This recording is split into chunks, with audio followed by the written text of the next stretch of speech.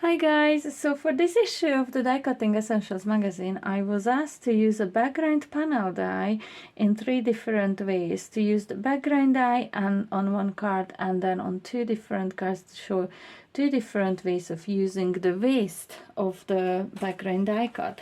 Now the background die set that I decided to use is the Leave Behind background die by Creative Craft Products.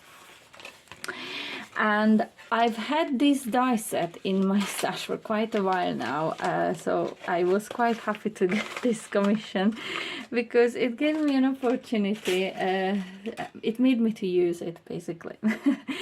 So the die set comes with this frame die, which I've not used today for any of my cards. But the background die or die set basically is so lovely. Instead of having just the one background die, this comes in 2 different parts. And you get the frame for each of these, and then the detailed die for each of these, which cuts out this lovely leafy detail. So what I done, I'm going to show you the colorway that I had to work with in here. So what I've done, I did ink blend on a piece of cardstock. This is not the one that I used. I managed to smudge some green on this, so I didn't use this. I redone this panel. But basically this is what I done, and I used spun sugar, kitsch flamingo, picked raspberry and seedless preserves for this panel. And then I've die cut both of these pieces from it, just like so. And once you die cut it, I'll be able to show you here on a piece of white that I have left over from my cards. So basically when I die cut it, and obviously there's bits in here missing because I already used some of these on my cards that I will show you in a little second.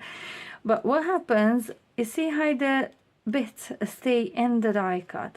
So I've turned these around, and I keep in mind that this part is colorful, and I've added foam pads to these little leaves on both of these pieces.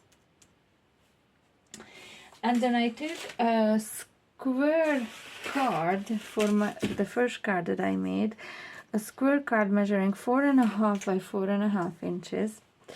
I flipped these around with the foam already on it, and I stuck them down onto that square, and I repeated the same with the other one as well. So obviously I picked out a part because this is much bigger than 4.5 by 4.5, but I picked out so all the colors were featured on this. And then I added glitter to some of those leaves. Just how pretty that is. I don't know if you can pick up. I'll leave some close-ups at the very end of this video, but I think it's gorgeous. So I layered this up on a slightly bigger 4 5/8 by 4 5/8. It's white card, but I added the same ink blending, so it goes from the dark towards the lighter, towards the right side there. I wrapped vellum around it, and I cut out Congratulations die with the background die, which is from Chloe's Creative Cards. So for the green, I used the Prism Hunky Dory teal dye based ink, and it is such a gorgeous color. So that's what I used to ink up my Congratulations, and the butterflies are also from Chloe's Creative Cards. So the top layer is cut from white card and inked up with the green, and then I cut the shadow die out from some vellum, and I added them just using some glue gel. Then my card base measures 5.5 by 5.5 inches, and I have a slightly smaller layer of white card in there measuring 5 3/8 by 5 3/8, and I just added some white die cuts, you can see, or the waste from the die cuts, those leaves in there on each corner. And how lovely that is. I popped this panel up on foam pads to add it to my top folding card base, and I think this turned out so pretty. So for my second card, I've used the panel. So this is the panel from which these leaves came out of. Okay, so I've die cut it out of the ink blended panel. I've die cut it once from white, which is layered behind the ink blended panel, and then one more from gold, which I glued behind but offsetting slightly, so you can see the gold in every single one of those windows in there, or leafy places in there. You can just pick up on the gold. I glued this on to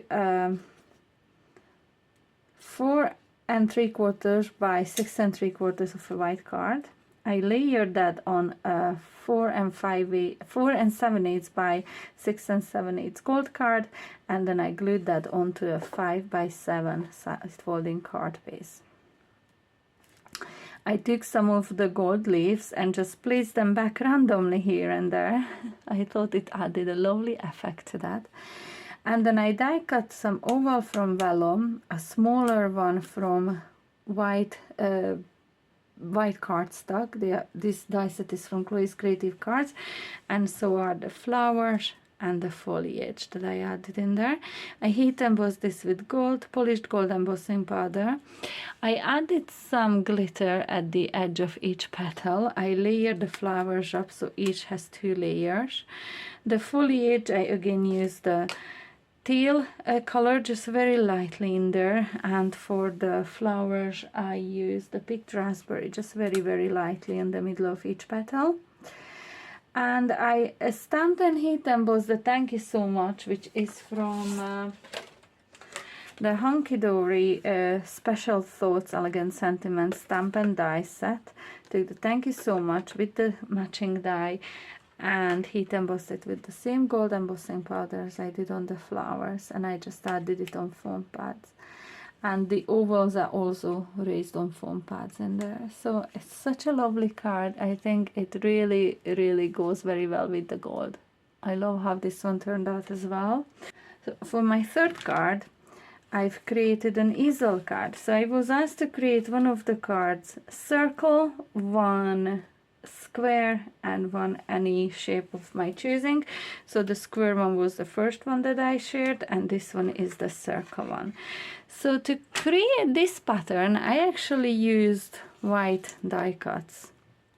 Now I have pictures in here that I'm going to insert, and I'm going to walk you through what I've done to create this shape of a card.